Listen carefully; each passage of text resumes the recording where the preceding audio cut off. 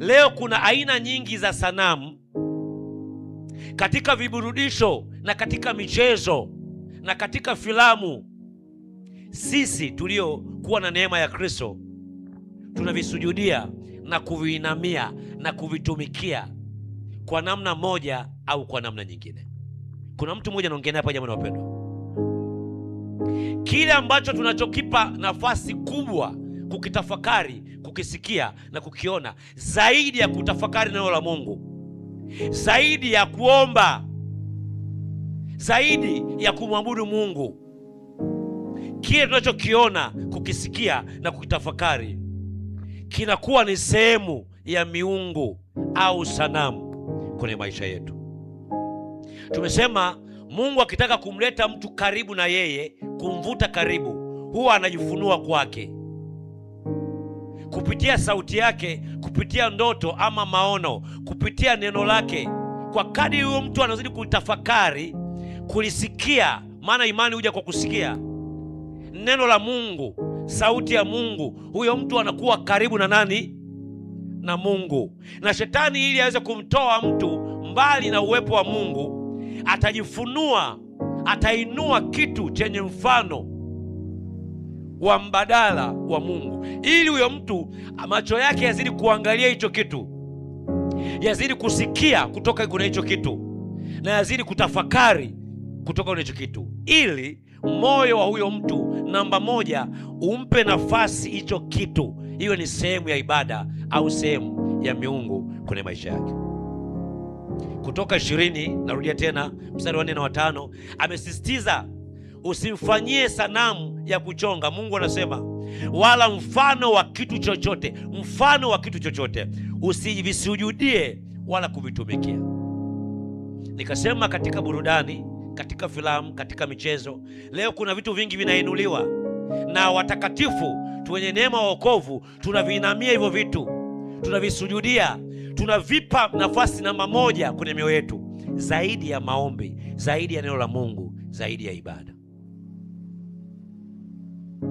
Kutoka 32 mstari wa 1 hadi wa 35, ukisoma pale vizuri utaona wana wa Israeli walipokuwa wakingojea Musa ashuke kutoka milimani, mlima Sinai, walimuomba Haruni awatengezee miungu, mungu wa dhahabu.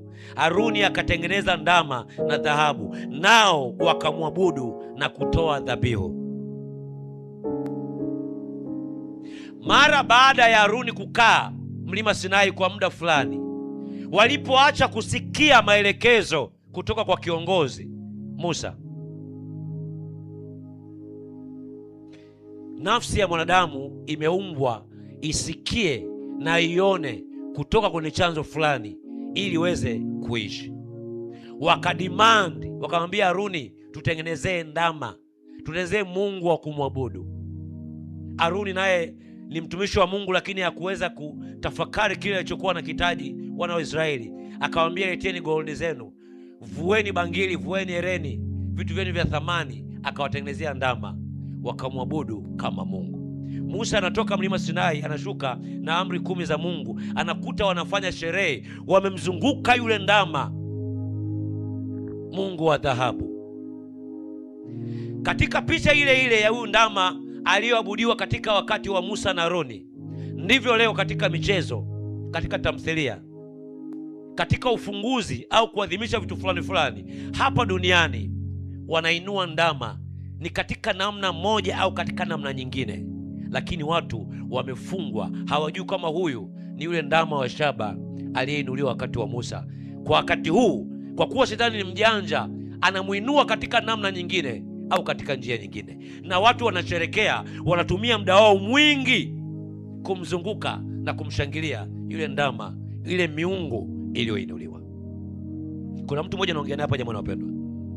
Danieli sura ya 3 mstari wa 1 hadi wa 30, ukisoma vizuri pale utaona mfalme Nebukadneza alisimamisha sanamu kubwa ya dhahabu na kuamuru kila mtu amwabudu.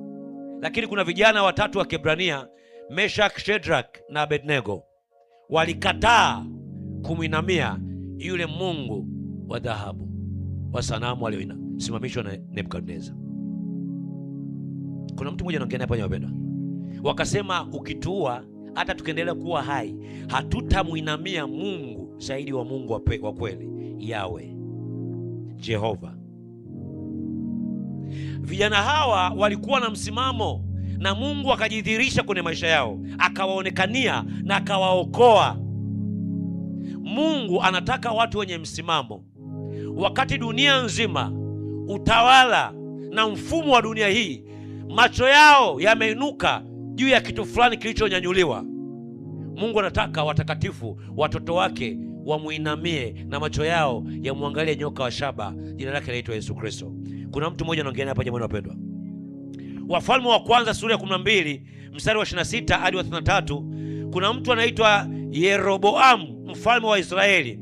Alitengeneza ndama wawili wa dhahabu na kuwaweka Betheli na Dani ili watu wasiende Yerusalemu kuabudu. Ikahesabiwa kuwa ni dhambi kubwa iliwaongoza watu wengi katika anguko. Mfalme alitengeneza ndama wa dhahabu wawili, mmoja akamweka Betheli, mmoja akamweka Dani, ili watu wasiende Yerusalemu. Kumbuka katika Agano la Kale hekalu lilikuwa limejengwa wapi? Yerusalemu. Ili watu wamfanyie ibada, ili wapasa waende wapi? Yerusalemu kumwabudu Mungu. Lakini mfalme akatengeneza wale sanamu ili watu wasiende Yerusalemu kumwabudu. Habari njema kwenye Yohana sura ya 4, andika. Yesu anamwambia mwanamke Msamaria kwamba saa inakuja. Saa gani hiyo? Ya kufa na kufufuka kwa Yesu Kristo. Watu hawatamwabudu Baba katika mahali pale, katika milima wala katika madhabahu, katika mahekalu. Watamwabudu katika nini? Roho na kweli. Leo ni kawaida kabisa watu kutengeneza sanamu fulani katika eneo fulani na kuwaaminisha watu kwamba Mungu anapatikana pale. Leo imekuwa desturi katika kanisa watu kutengeneza maeneo ya milimani au maeneo fulani fulani na kusema kwamba Mungu anapatikana pale. Watu wanatolewa katika Agano Jipya kwamba Mungu anabudiwa katika roho na kweli. Watu wanapelekwa katika maeneo fulani wakiaminishwa kwamba Mungu yuko sehemu fulani. Kuna mtu mmoja anaongea hapa jamani wapendwa. Chochote kinachoinuliwa na kuwekwa kama sehemu ya madhabahu haitofautiani na madhabahu za miungu zikuwa zikiabudiwa na kuinuliwa katika Agano la Kale. Bwana Yesu asifiwe sana. Wafalme wa kwanza sura ya 18 ukisoma vizuri, na kitabu cha Waamuzi sura ya 2 mstari wa 11 hadi wa 13, wana wa Israeli mara nyingi walimwacha Mungu wa kweli Yawe, wakaabudu miungu ya Baali na miungu ya Ashera. Nabii Eliya alipambana sana na manabii wa Baali kwenye mlima wa Kamel ili kuonyesha kwamba Yawe, Mungu wa pekee wa kweli, ndiye anapaswa kuabudiwa na anastahili kupewa ibada. Waamuzi sura ya 17 na ile sura ya 18 tunamwona mtu anaitwa Mika. Yeye alitengeneza sanamu za kuchonga na za kusubu na kuanzisha mahali pake pa ibada, jambo ambalo lilikuwa ni kinyume na sheria ya Mungu. Kwa hiyo usishangae leo sisi watumishi wa Mungu tunaweza tukaanzisha sehemu fulani na tukawaaminisha watakatifu wa Mungu kwamba ukimtaka Mungu nenda sehemu fulani, pale ndipo Mungu anapatikana. Tunapingana na mtazamo wa Kristo, mtazamo wa Mungu kwamba wakati wa Agano Jipya Mungu hapatikani sehemu. Mungu anapatikana ndani ya mioyo ya watakatifu. Wengi leo tunainamia madhabahu fulani fulani tukiamini kwamba Mungu anapatikana katika madhabahu fulani, wakati tunamwacha Mungu aliyefanya makao ndani yetu. Bwana Yesu asifiwe. Tunamfuata Mungu milimani na mabondeni. Kuna mtu mmoja anaongea hapa jamani wapendwa. Kuna mtu mmoja anaongea hapa jamani wapendwa. Wafalme wa pili, nisikize vizuri. Wafalme wa pili sura 21 mstari wa 1 hadi wa 9. Kuna mtu anaitwa Manase. Manase aliweka sanamu ndani ya hekalu la Bwana na kuendeleza ibada za sanamu, akawapotosha watu wa Yuda. Mtu mwingine anaitwa Ahazi kwenye Wafalme wa pili sura ya 16 mstari wa 1 hadi wa 4. Ahazi aliabudu miungu mingine, akatoa dhabihu mahali pa juu na hata akashiriki katika desturi zilizokatazwa na Mungu.